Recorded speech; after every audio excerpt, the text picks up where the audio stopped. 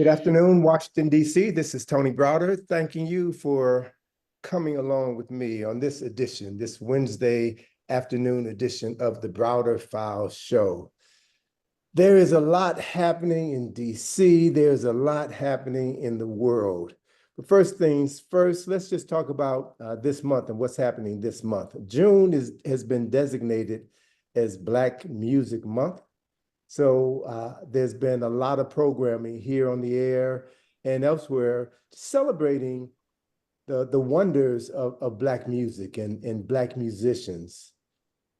Sadly, on Monday, we lost one of the giants of Black music, R&B and pop music, and that is Sly Stone. Sylvester Stewart outran us and became an ancestor. And of course, there have been numerous articles about his incredible contributions to the music industry, how he rebranded R&B, how he influenced pop music and hip hop. So we'll be hearing a lot of Sly's music over the course of the next few weeks, and we'll be celebrating his contributions to the African-American musical experience. It's unfortunate that the brother did pass on this month, but he will be remembered for his contributions to world music, not just American music and not just R&B or pop music, but music in general. A brilliant man. June is also Black Culture Month. So we are celebrating various aspects of Black and African culture. I'm actually on the West Coast now in San Marcos, California, participating in a conference for the Umoja Community Educational Foundation. I did the opening keynote for this organization of community college professors and presidents and administrators. And it's been a really rewarding experience. I got in town yesterday, and as I was working on my presentation throughout the day and the evening, I finally settled down before I went to bed around 11 o'clock West Coast time, and decided to take a glance at the newspaper just to see what was happening in the world. And like many of you, I was awestruck at the protests that have expanded beyond LA. I'm about 40 miles from LA in San Marcos. The protests have spread to Chicago and New York, Atlanta, and elsewhere, and it looks like they will continue. So this world has shifted. It's constantly shifting, but things have taken a turn possibly for the worse. And as I've been telling people throughout this year, the time for sitting on the fence is over. This is the time where people have to make decisions about not only their immediate future, but about the rest of your lives. Because the decisions that we make over the course of the next month, over the course of the rest of this year, will in fact determine the rest of your life. We can't sit idly by and wait for someone else to make decisions that will favorably impact us. We can't allow those people who have already shown that they don't have our best interests at heart to continue to marginalize us, erase us from history before we decide to get involved. It's now or never, folks. And that was part of the message that I delivered to the group of educators that I spoke to today. As a matter of fact, I went to bed last night thinking about what was happening in the world. I woke up at 3 o'clock this morning and changed my presentation entirely to address these issues that we're confronted with right now. So it's all hands on deck. And because of the fact that June is also Black Culture Month, this is the time when more people of African ancestry have to become more serious about understanding what African culture is, what African American culture is, and make some decisions as to what side of the fence you're going to stand on. You have to begin to become more literate about history and culture and film and those things that will allow you to make intelligent decisions about how you're going to move through life. So I'm encouraging everyone to become more engaged. This is Black Culture Month. There are a number of Black cultural events happening. On this Saturday, the 14th, Adasi will showcase an activity focusing on African culture and spirituality and ancestral acknowledgement. And we're going to have Sister Yuri join us at the bottom of the hour to give us some details about that event. And then on Sunday, June the 22nd, WPFW is sponsoring Jazz and Justice Festival in the park, in Malcolm X Park. This event is in collaboration with Washington Parks and People. It features a full day of music and poetry, social justice teach-ins, visual art, wellness events, children's activities, and much, much more. You have an opportunity to see and hear from WPFW personalities such as Saiz Kamaldin, Kaba soul singer, reggae's Proverbs reggae band. They will be some of the performers present in Meridian Hill Park on Sunday the 22nd. The Jazz and Justice Festival will take place from noon until 9 p.m. It will also feature DJ sets from Lance Reynolds and Underdog and some of the other personalities that you have listened to and have supported here on WPFW for decades. These events will take place the weekend of the summer solstice, the actual beginning of hot fun in the summertime. And I have a feeling this summer is going to be hotter than usual. I will be on hand to open the program with the libation and to discuss the historical and cultural significance of Meridian Hill Park, which opened in 1936. Meridian Hill Park in the 1960s was rebranded by activists and organizers in the community, Malcolm X Park, and it was the site for the annual African Liberation Day activities, which took place every Memorial Day weekend. So the Jazz and Justice Festival is free and open to the public. This is a family-friendly event, and I invite you to come out and meet your favorite on-air personalities. So with that, my guest today is a young person, and I trust that she doesn't mind me referring to her as a young person because she is still in her 20s, but she is a scholar, she is an activist, she's an organizer, and she's also the author of a book which we'll be talking about, a book titled Play the Game, Hierarchical Assimilation. I'd like to introduce to the Browder File Show audience, Sister Nkozia X. So Sister Nkozia, can you unmute yourself and please come on and welcome to the show. How are you?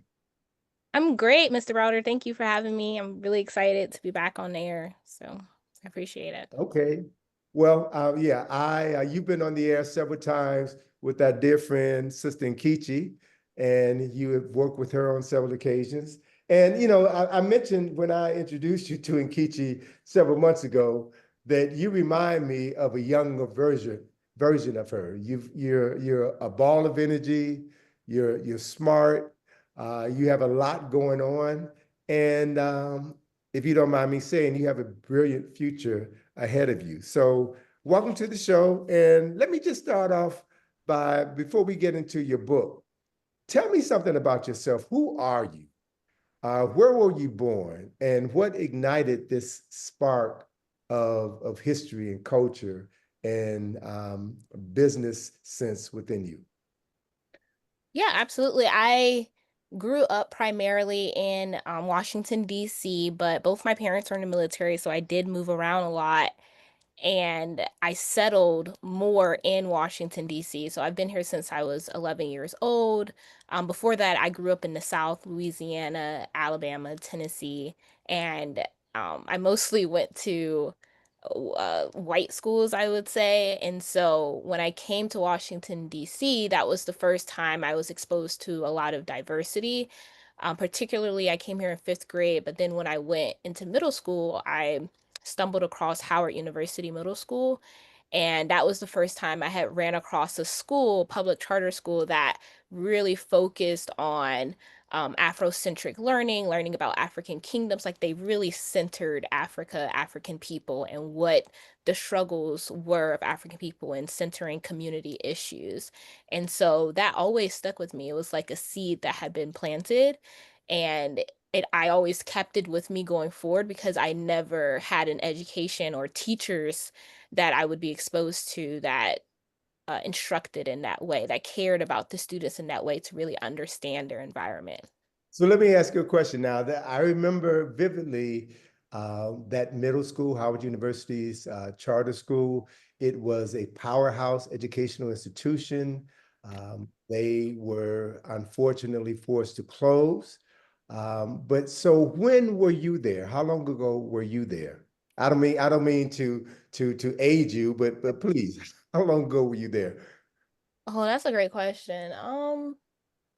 I think it would have been around 2011 or 2012, 2011, 2012. I was there from 6th to 8th grade.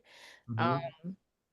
and it was really thriving. Like aside from the African centeredness, they really boosted math and science and technology. And so that was also the first time I would get really heavy into coding. They were teaching sixth graders how to code robotics, which was super fascinating. We did app contests, right? Which I think is a way for them to steal young minds' IPs, but it's still great to have that type of exposure of how do you code at that age when it was really like booming. And Mhm. they did so like STEAM, right? Then it was science, technology, engineering, agriculture, and mathematics. Now they have it like arts or something like that. So Sure, they yes. did so much. So listen, you mentioned that your parents were in the military and you traveled a bit, as most military children do. So I can imagine that you spent most of your childhood in predominantly white spaces. So what was that culture shift like for you when you came to Howard University, to the middle school at Howard University? Oh, that's a great question. It was a big culture shift for me. I had to adapt quickly. I guess I was fairly used to adapting in those settings and schools because I did move around a lot. But being in a school with people like you in different socioeconomic conditions, it can be a lot of different responses that I had from the teachers and students, and so that was interesting. So I got exposed to, and certain things that I talk about in my book is, the positive sides of learning an Afrocentric curricula, but also like the negative underlyings that existed, which was maybe like, maybe some self-hatred that would come out of there because of what kids are learning at home or whatever the case may be, but also like you could see the way that they were categorizing students. It impacted what they believed they could do. And so they had this I guess setup in grades point 1 to point 6, where if you tested low on a test, you had to be in like point 1, point 2. And usually the people who tested low, they came from different areas in DC that were predominantly maybe like Southeast or Southwest. And if you tested higher, it was like, so you could just tell that there was different socioeconomic conditions. And then that pitted the students against each other, which was very interesting. And so those were the types of dynamics I recognized and that I wasn't used to, because if you're coming down the South, they kind of standardize everything. Um, but even I remember going to schools in the South, they had issues with their funding in schools. So very similar to what you're starting to see now, where they're taking funding away from schools and taking away certain subjects and everything. So it's very Okay. interesting. So it obviously being in that environment caused you to see yourself and see your world differently. You were there for, you said 2 years, from the sixth to the eighth grade, and then you went to high school. And after high school, you went into college and graduated college last year. Did you graduate? Was it last year when you graduated from college? Yeah, so I went to high school at Benjamin Banneker, and went to School Without Walls, went to the Air Force Academy, and then yeah, I went to Georgetown and graduated last year. Yes. Okay. And so when during that time did you get the idea to write this 600-page book called Play the Game, Hierarchical Assimilation? When did that idea pop? Well, that happened during my experience at the Air Force Academy. When I joined, I think that I had a more positive view of the military, being that my parents were both in the military. But then when I was actually going in as a cadet officer in Colorado, I was exposed to a different sense of America that I hadn't really been exposed to before. We had talked about it in like middle school of how, there's this duality, uh, thinking about um W.B. Du Bois talking about the souls of Black folks, but there's this duality as a Black child or African child in America, and I hadn't really lived it until I had went into the military and saw distinctly how I was mistreated by people that are supposed to have your back, essentially. And Mhm, so there was a lot of protecting I had to do of myself from my own squadron. And so mhm. that started me on the journey of documenting actually what was going on because I had to as a way of survival, essentially, um, in the Air Force, which is quite interesting because this is something that Charles Hamilton Houston talks about. And then you also have half American Matthew Delmont talks about the history of African Americans in the military and how they're mistreated, and so that legacy like continued even when I went in, which is like 2018. And so Mhm. that's kind of what started it. And it kind of went down a rabbit hole because I realized that the military is just one microcosm of it, but it exists. Like that racism as a disease, it exists in the education system, in the political system, in the governments. Like in Washington, D.C., you're seeing it firsthand with gentrification. You're seeing it roll out with our current administration. You're just it's festering essentially. Yes, it is. It's festering like a sore. I mentioned at the top of the show how I was preparing for a presentation that I did this morning, and I read the newspaper before I went to bed. And in the news feed online, it mentioned that the current occupant of the White House, or as Julianne Malveaux says, the current occupant of the house built by enslaved Africans, Mm, spoke at Fort Bragg yesterday. And the major takeaway from his speech was that all of the military bases that had been named after Confederate soldiers and had been renamed 5 years ago, he was reverting to the original white racist Confederate names. And that hit me. It just set on my heart and woke me up at 3 o'clock in the morning. And that's one of the things that made me say, think to myself that I had to shift the tone of my presentation. So, as right. someone who was in the military, how do you feel knowing that you're part of a military uh, organization that honors men who betrayed this nation, and yet they have facilities named in their honor? And when those facilities were renamed 4 to 5 years ago, some of them were named in honor of African American soldiers. Those names are being stripped away. How does that make you feel as someone who devoted their time, talent, and energy to defending this nation? Honestly, it makes me feel as though we have a lot of work to do as a community to organize ourselves and to prepare for what's coming essentially. And I mean like developing like a strategy, a plan to be able to exit essentially like communities. Like I feel like we're so disconnected in society, especially outside the military. We're so disconnected in a way that we've become individualized. And so if something was to happen more extreme than what is going on, like let's say, um, if we don't have access to electricity anymore, it's like what are our resources to be able to come together and counter that? And I think that's kind of been on my mindset since I left the military because it's so real as far as the control that exists. And you Mhm. can see it more in cities, I would say.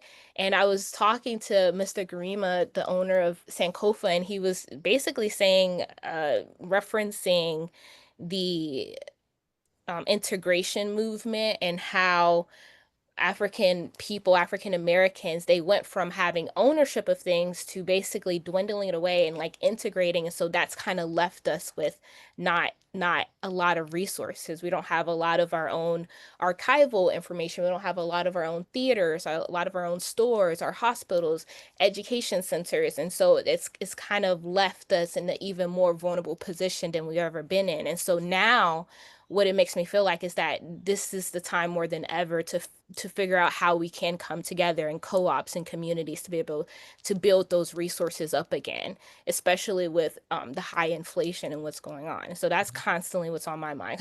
Like, you know what I mean? Sure. They're ready, right? So we have to Yeah, prepare. there's been a lot of talk in certain quarters of certain communities about the negative effects of integration. There are many who believe, many such as myself, who believe that integration really led to the disintegration of the African American community. We had our own schools, we had our own businesses and shops and banks and institutions that served us well in a segregated society. And once integration was made the law of the land, then we turned away from our own businesses that supported us and provided a safe haven to spend our money and our time in white businesses, and our Black businesses died, and now we're left without a safety net, and we have to start all over again. And that there is a great deal of truth to that. So there is a need for us to reevaluate our relationship with this country and begin to find ways to shore up our communities and our families so that we can have more stability than we currently have. There's I want to jump to your book. There's a chapter in your book, chapter 6, titled "Local Government Racism: A Letter to the Mayor and the Congressman of the Nation's Capital." What's that chapter about? Obviously, you saw a problem, and you're not a person, you're not a shrinking violet by any stretch of the imagination. You saw a problem, and you felt a need to address this problem. So give our listeners some context. When did you write this letter to the mayor and the congresswoman? And what did you try to bring to their attention? Right. I wrote this letter December 8th of 2019. So once I had came back, I ended up Well, doing if you don't mind me asking, and I know I'm not insulting you in any way, how old were you in 2019? I was 18 years old in Well, 2019. 18 in 2019. Okay. I just want our listeners to have an understanding of who you are, how young you are, and what you have been doing throughout your young life. So tell us about that letter. So in 2019, I ended up working for a community, like it was a organization that basically was the middleman between businesses and community, but their emphasis on what they were trying to do was to empower communities. And so that's what I had believed I had signed up for at the time. And what we were tasked to do is we had the Department of Housing as our client, and they wanted us to basically help roll out this comprehension plan, which they have done before in like the 90s and 80s, and they've always done comprehension plans for DC. And so this was a new version that they were trying to roll out at this time, but they wanted us to go into the wards with the ANCs and be able to communicate with them as to what was going to be happening in their community. And so I was tasked to go into Ward 7 and Ward 8. And there was a huge backlash at that time. I live in Ward 1, so I wasn't very familiar as to what was going on in Ward 7, Ward 8. But when I had to go to these meetings, it was very clear that this comprehension plan had been something that has always come up, and it was never something that was going to solve the problems that were existing in those communities. So this is like the Berry Farm community, and they had a huge issue around like the food deserts, but also that their homes were going to be demolished. And so they were really talking about this increase in population, this gentrification that was going to come in was going to be a deficit for them and cause internal displacement. And I just felt so um saddened by these stories, and I had brought it up to the people I was working with, and I was like, well, you know we need to do something else. We need to come up with another solution. And so what the local people were saying is actually we don't even need the government. We can create our own co-ops. What happened to the housing cooperatives that Mary and Barry have put into place? Why can't we bring those back? We don't even need you guys to be here. And so they were basically rejecting it entirely. These residents that had been here for decades, and it had been totally ignored. And I actually got to sit in on these meetings with the people who represent the housing and planning in DC, and a lot of them weren't residents of the city, first of Mhm. all, and then a lot of them weren't like they didn't represent the community at all too. There's probably like two or three like African Americans there, and the ones that were there, they were more so just happy to have a government position, and so their concern wasn't the people, and so it was very much a sentiment at the time of being in Mhm. those meetings as, who cares about those people? They're illiterate, basically. And that's what I was hearing in those meetings. And so it enraged me. And so I wrote a letter to the congresswoman at the time and thought she would care, and wanted to direct those problems to them and document as to what was going on. And so I sent it out to them, and I got a response from Eleanor Holmes Norton basically saying, she can't do anything about that. That's not her role, essentially. Did Mayor Bowser respond or anyone from her staff respond to your letter? Absolutely not. Totally ignored. So what did that experience teach you about local politics? I think at the time it was really difficult for me to process. It created a reaction in me I wasn't prepared for. I remember crying a lot because it was just like, wow, they really just don't care about people that look like me at all. Like they just don't care. And so I don't, it's like I'm still processing DC politics at this moment because as you can see, it's a very interesting thing because this was also during the time that you also had a lot of removal of teachers who cared about the students in DC as well. So it's just like a lot going on that you still have to process. I guess mostly what it's taught me is that really you have to do things from a grassroots level, as far as like organizing and educating people on that and getting people to come together because they can pull the rug right from under you at any point.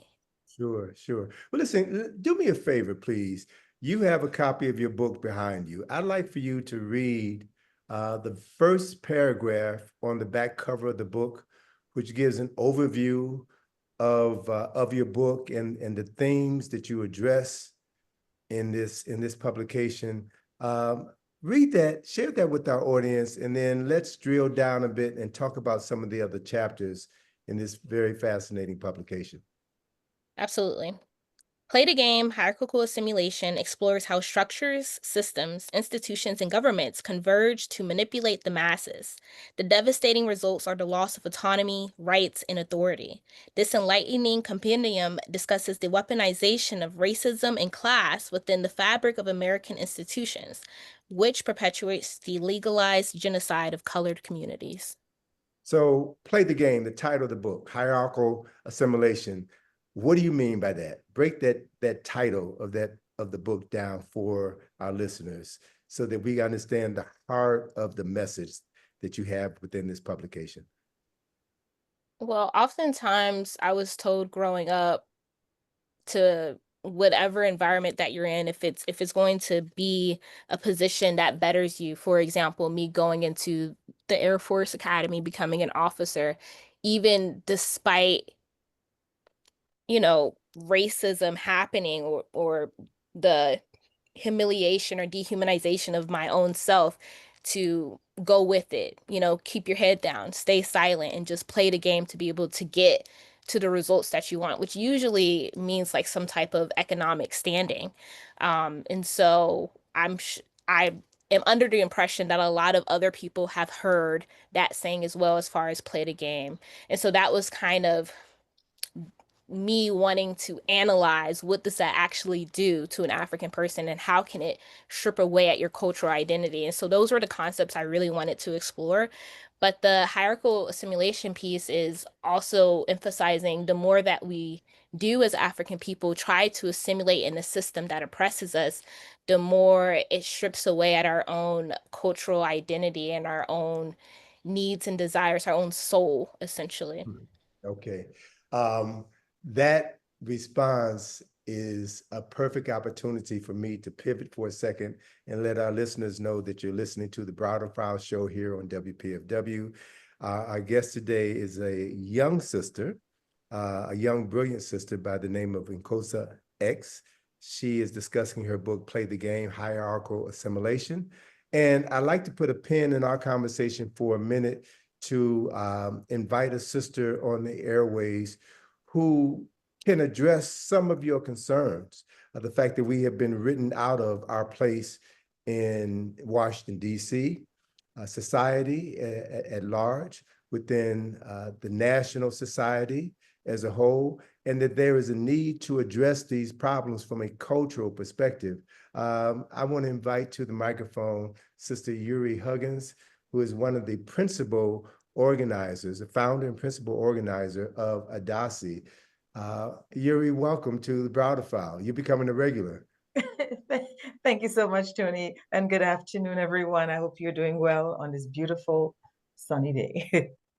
So as I mentioned at the top of the show, this month is Black Culture Month, and Adasi has been an organization that has for 33 years been highlighting the meaning and the value of African culture and African spirituality. Can you share with our listeners what you all have done over 33 years and what you're going to be doing this Saturday morning and afternoon? Thank you so much. Well, we've done quite a lot over the past 33 years. So very briefly, Adasi is a nonprofit education, cultural, and spiritual organization. We're based in Washington, D.C., and we have branches in Senegal, Nigeria, Cameroon, and Brazil, mostly grassroots organizations. And Adasi's work is really dedicated to institutionalizing the remembrance of our African ancestors who perished in the Middle Passage and those who survived the Ma'afa, the millions of men, women, children, and babies who were kidnapped, trafficked, and shipped, who were victimized and terrorized, but many resisted. But we work in such a way that we work closely with renowned scholars, artists, activists, faith leaders, youth advocates who really address the issue of the healing and restoration from the Ma'afa. And we do it again in a very progressive way. So throughout the years, we have presented many scholars, including Dr. John Henry Clark, who served as Adasi senior advisor from the inception to at least 4 years until he transitioned. We've presented many artists and activists from the area and nationally as well. And we have presented others who really focus on the healing and restoration, whether it's from youth issues or from the adult perspective from that trauma. And so another very signature piece of Adasi, which we have developed over the years, are these artistically created spaces which serve as memorials to the ancestors so that we can honor and commemorate them. And these altars are, we've created hundreds, not just here in DC, but overseas as well, and in some parts of the US. And they represent the aspect of us paying reverence, homage, and being able to commemorate those ancestors and give them their flowers that's due to them. Every year we have an annual Ma'afa commemoration. And this year in particular, it's our 33rd year. It is entitled Our Story, Our Journey, Ancestor Memory Heals. And the annual commemoration really focuses on the ongoing healing and restoration of our collective memory by recapturing and reassembling the history of Africa and the African diaspora. This year, again, it's on June 14th, Saturday, June 14th, from 10 a.m. to 1 p.m. And we assemble at Union Temple Baptist Church. We have opening libations, which will be led by Chief Fakunle Oyesanya, who is the president of Adasi Nigeria, and Okomfo Curry and Iya Usuni, who will be leading that part of the libations. And then, of course, this year, we're honored to have you as our keynote speaker. And I know your listening audience do know you, but I can tell you for a fact, and I can let them know, I'm always proud of it, that you have played you've been very instrumental in my consciousness raising that really helped to even solidify the founding of Adasi as one of the co-founders. So I truly appreciate and love you, Brother Tony. You are essential to all of our lives, I always say. And then we also have soul singer Ayana Gregory, the healing songs of Dr. Ivy Hilton, and then the sister of consciousness raising poetry, Laini Mataka. And then, of course, we have our ceremonial drummers, Siddiqui Paul Lancaster, Baba Joseph Ngwa from Cameroon, Baba Bill Caudle, and also Baba Shango Kwame will be joining us. And then from the Union Temple, we're going to process down to the Anacostia River, and then we will process under the 11th Street Bridge. And the bridge, after 2 years of going to the river, we learned that it was a pathway from slavery in Maryland to freedom in the District of Columbia when DC had its emancipation in 1862. And that history really came about as a result of our dear historical advisor, C.R. Gibbs. And so we go to a very historic place. We sanctify that space and we process with the drums. So we really invite everyone to come and join us. I know we're going through some difficult, challenging times, but this is the time that we really do need us coming together for that healing, for that restoration, and to take that journey and honor the ancestors. So I think I've said a lot. Okay, well, said a lot right there. Before I let you go, is there a attire that is requested for the participants this Saturday? Yes, thank you for asking. We really ask everyone to wear white. It's preferred because white represents the spirit world of the ancestors. And so we are honoring them and we are going to do our special ceremonies, especially on the 11th Street Bridge. So white clothing is preferred. And the start time for the event and location, please. We start at 10 a.m. at Union Temple Baptist Church. We start promptly at 10 a.m., not 11, 10 a.m. Union Temple is located in historic Anacostia, 2 blocks from the Frederick Douglass home at 1225 W Street Southeast, historic Anacostia. And we conclude at 1 p.m. at the riverbank in the Anacostia River under the 11th Street Bridge with this spiritual healing ceremony. For information, you can call 202, what is the number? 202-505-2896 or 443-840-9204, or visit us on adasiancestors.org. And also I should say that Ma'afa commemoration activities are also taking place across the U.S. as part of the ICAM coalition. So in New York, Charleston, Miami, San Francisco. They're also pouring libation and saying prayers in Trinidad, at Cape Coast dungeons, in Ghana, in Cameroon, in Brazil, at a Adasi site in Nigeria, and also in Senegal. This is such important work, Sister Yuri. Thank you and the Sisters of Adasi for holding it down and reminding us every year for the past 33 years of the value, the importance of honoring our ancestors. Thank you so much, my sister. Thank you so much, Brother Tony. Take care. Peace and blessings. Take care. Bye-bye. Thank you. Bye-bye. So, Nkosi, thank you so much for allowing me to bring Sister Yuri forward to share a very important activity that her organization is sponsoring. I wanted to ask you, before we started this conversation, we were on Zoom and I could see you had a stack of books behind you. And one of the books you had that caught my attention was a book that very few people have in their library, and that's Sam Yett's publication, The Choice. What does that book mean to you?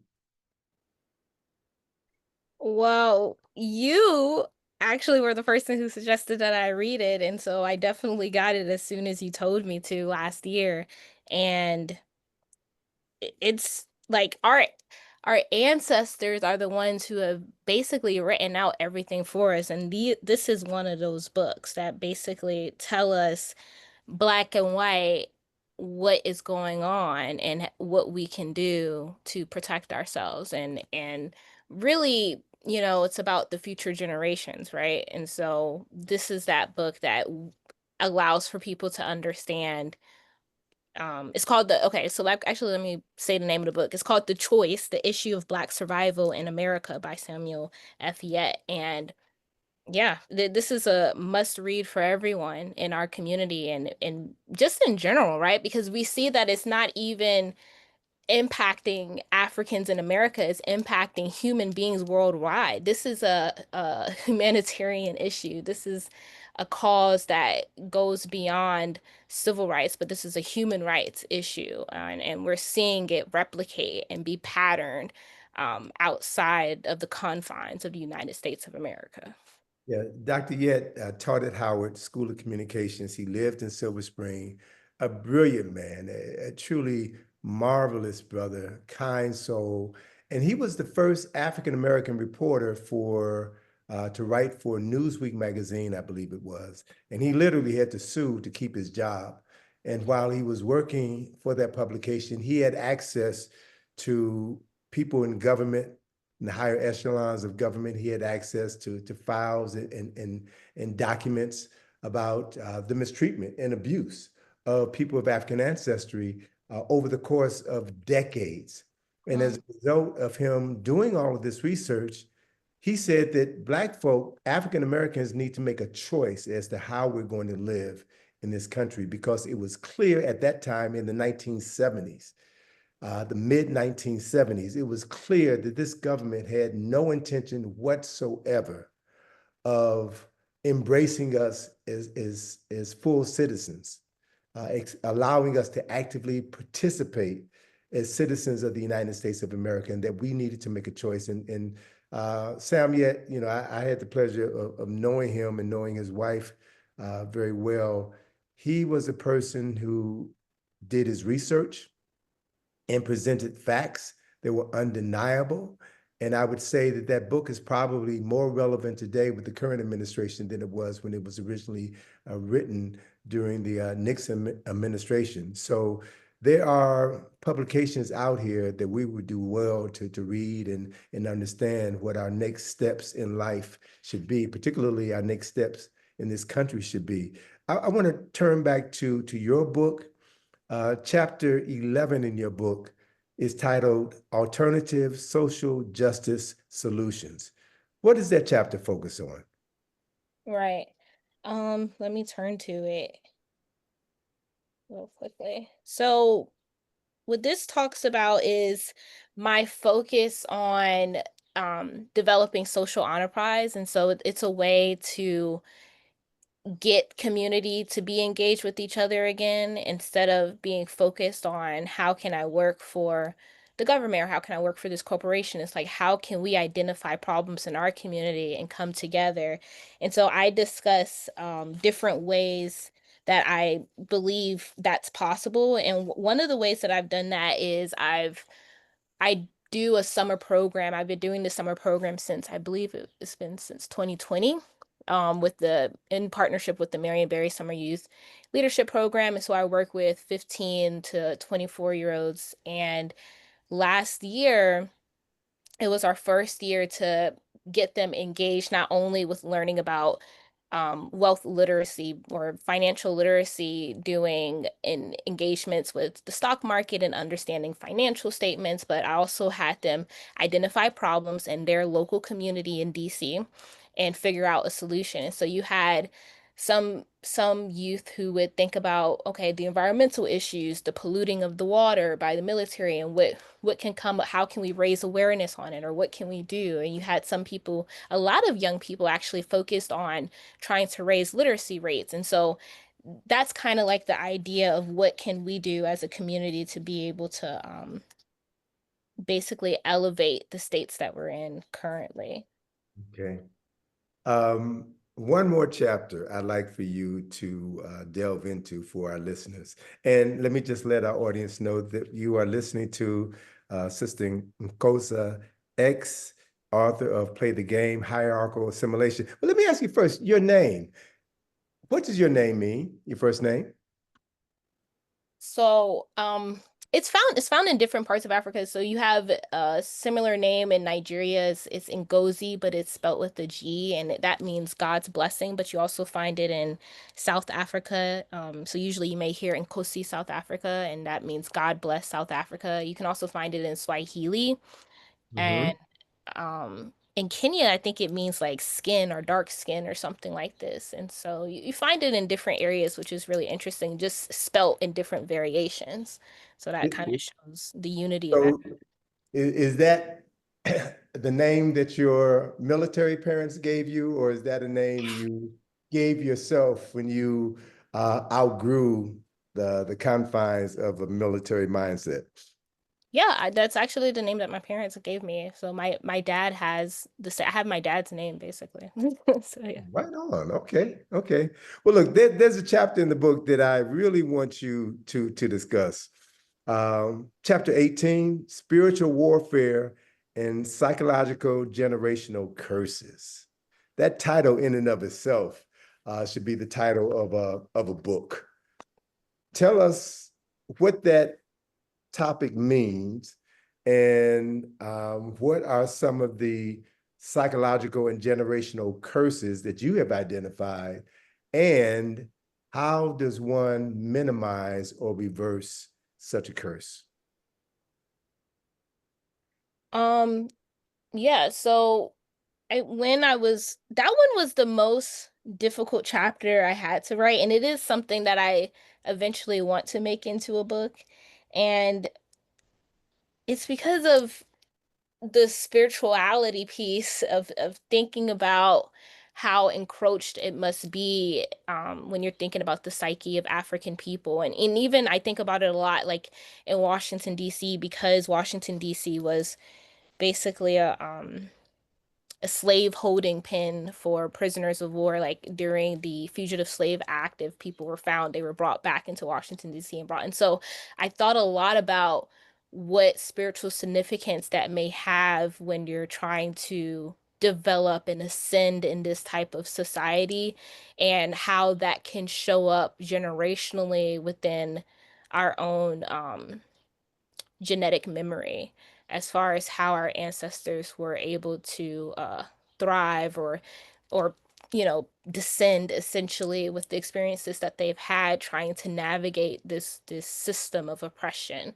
And so Okay. that No, you just said a mouthful, and I don't want you to gloss over that very profound statement that you just made about the effect of the psyche of African Americans living in the District of Columbia who fell victim to the Fugitive Slave Act, who could be captured legally or illegally, as in the case of Solomon Northup of 12 years a slave, and your life could be disrupted and you had no recourse.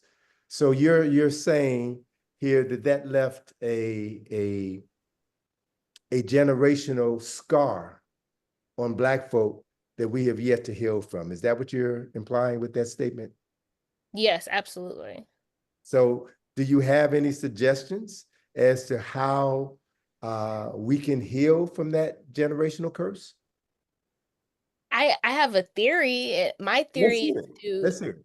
My theory is to study ourselves, study who we are and who we come from, essentially, and get serious about knowing ourselves and studying who we are. Like when we went to Egypt together, how many, like, we were the only group of African people who would go and be studying that history. You mostly saw all other races except African people going to Kemet and going to see these tombs and like studying and understanding even that history, right? But even how many people have read The Choice, or how many people have know about Claude Anderson or Francis Welsing? Like these are great scholars that we've had been joking on, and it's like how many of our youth are reading them, and studying all those things helps repair our minds, and it will help repair our souls bit by bit to be able to prepare ourselves to get to the place where we can build social enterprise and community and support each other, right? To change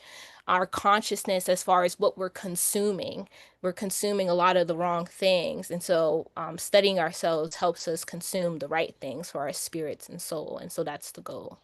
Okay. And that was one of the reasons why I had Sister Yuri on the show, because her organization, founded by a collective of conscious sisters, has been doing this work and doing it quite well for 33 years. So that is a path towards restoring our spiritual consciousness by connecting us to ancestors who validate us. So I do hope you're able to come out this Saturday and Absolutely. meet some sisters who share the same spirit as you do. And speaking of spirit, let me just come out and ask you a question that I've been dying to ask you. How old are you? 24, Mr. Browder. You're 24 years old, and you have lived the life of someone twice your age. You have several businesses. You've traveled extensively, and you're back in school, right? You're pursuing a law degree, is it? Yes, sir. I'm pursuing a law degree and I hope all is well on that journey. Absolutely. So where do you get your inspiration? It's a beautiful thing. There's a saying that I share with young folk. It's a saying that I grew up hearing all my life, but when I present it to young folk, they've never heard it. The statement is, youth is wasted on the young. And I could truly say, sister, in the short time that I've known you, you have not wasted one moment of your life here on earth. You obviously recognize what your cosmic assignment is, and you are fulfilling it to the fullest. What's your inspiration? What's your motivation? My motivation is the future, like knowing that I have to do what I can do for future generations and because I've had people in my community do what they could do for me. So my saying is Ubuntu. I am because we are.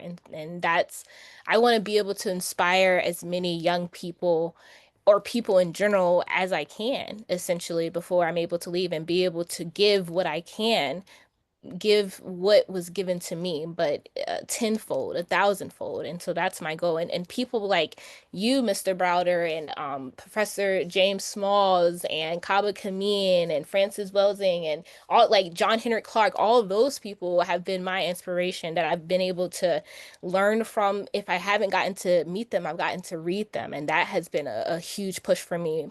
Um, yeah, Malcolm X, like all of the people who have continued to do this work and pour their soul for the future generations is my inspiration to be one of those great people, I would Okay. say.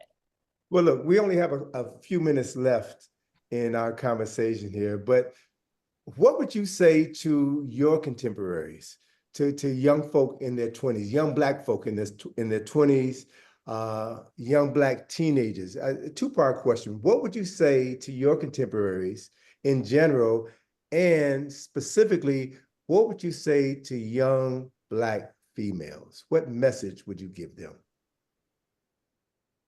Or messages would you give them? I would say that it's time for us to make a choice and to get serious about the choices we make as far as protecting ourselves and our community, and get serious about studying, get serious about building, essentially. And we And what can does do what it. does what does the get now that those are nice words, but what does get serious mean? What does that look like? It means not talking about it, but taking action, doing the work is meeting with your community, talking with your elders, connecting with people outside of just being on your phones, but really engaging as to how can we solve the problem as of to what's going on, right? Like I was thinking about this recently. I'm like, wow, like they've really taken away a lot of black owned businesses in on Georgia Avenue. Like there's hardly any. Like there I had a friend coming from the UK who was trying to go to some African cultural stores and there's only like three or four in the city. So it's like Mhm. how can we get serious about preserving our culture here if we do want to stay in America? Or are we always going to be internally displaced? And we have to plan for the future. We have to think of the future and figure out ways that if we are going to stay in America, we have the resources and skills to do so. Mhm. So, what message would you have for adults? Um, yeah, because I ask you that question because you are a young person who has done more in 10 years that people twice your age have done in their lifetime. So what message would you have for adults as to how they could be improving the quality of their life and the quality of the life of young people who are under their care. Oh, that's interesting. That adults, they have a choice. Like they always have a choice. And so never give up, never lose hope in being able to inspire young people or to make a change, because your choices do make a change, and you have a choice as to what change that will make. It's either going to be on the wrong side or the right side. Okay, that's phenomenal. Thank you so much. Sister, where can people purchase your book? And do you have any speaking engagements or book signings scheduled in the near future? You can learn more about all upcoming events and purchasing my book at www.nkozia-a.com. Again, that's going to be www.nkozia-a.com. And thank you so much, Mr. Browder. I'm really grateful, and I'm so happy to be able to be on air with you. So I appreciate it. Well, thank you. You are an inspiration. You give me faith in the future. You give me faith in the younger generation. And I wish I can clone you and produce about 10,000 of you. If that were possible, we would be free by next Juneteenth. But thank you so much, sister. I appreciate you. And I know how difficult it is for someone with your spirit to do the work and to want to see the victories. I would encourage you not to become frustrated, not to give up. We're in this fight for a reason, and victory is surely ours. So thank you so much for being a guest on the show. And I want to have you back so we can continue this very important discussion. Is that doable? Absolutely. I'm looking forward to it. Okay, great. So thank you so much. I appreciate you, my sister. So I would encourage everyone who was interested in this conversation to pick up a copy of her book, Play the Game, Hierarchical Assimilation. I would encourage you to go to Sankofa or Mahogany Books, support Black businesses to ensure that they will continue to be in existence decades from now. That is our goal. That is our responsibility. So this weekend, we hope to see you at Union Temple Baptist Church with the Dasi. We hope to see you on the 22nd in Malcolm X Park for the festival that is hosted by WPFW. And we want to see you. Be safe this weekend. DC is going to be a madhouse this weekend.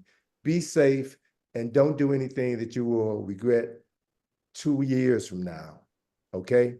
So with that, thank you for another exciting edition of the Browder Files Show. Support WPFW. Support those people who bring you news and information and service you. This is Tony Browder saying peace, and I'll see you next week. Beautiful thing.